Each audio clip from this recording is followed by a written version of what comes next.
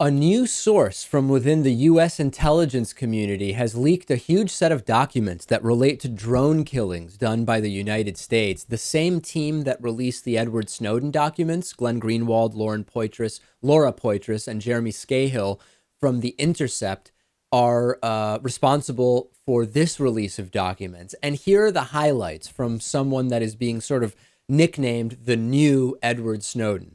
A lot of the drone strikes were carried out based on unreliable intelligence. That's not going to surprise any of you. During a particular 5-month stretch of operations, 90% of those killed by the drones were not the intended targets.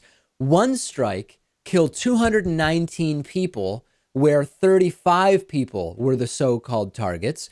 And the files also describe in detail how many people are consulted before President Obama signs off on an order to kill someone with a drone.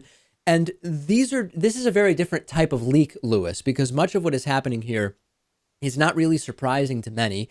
It corresponds and corroborates the bits and pieces that have been released about the U.S. drone program over the last couple of years, but it is a new leak of information that confirms much of what we suspected regarding the drone program. And we heard stories of a lot of this. An Afghani farmer who was out in what is common, the night tending of crops, and mistaken, apparently, for some kind of terrorist and killed, for example. This just corroborates all of the bits and pieces we already heard. That's true, but I guess when you have more examples of it, then it's harder to dismiss for the people who say that, the drone program is a good thing, or if you support drones in general. Yeah, and we've been using drones to blow people up with little evidence. That won't come as a surprise to many people.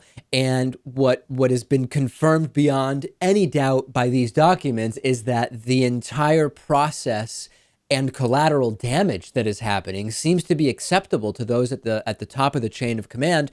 We will ultimately see, Lewis, what happens to this so-called new Edward Snowden. Already talk of whether what might happen here. And as we've seen with Edward Snowden, as we've seen with Chelsea Manning, very different types of documents leaked, very different scenarios with regard to exposing legal activity, but arguably unconstitutional by some, versus other types of illegal activity. We don't know what is ultimately going to happen to this leaker, if anything.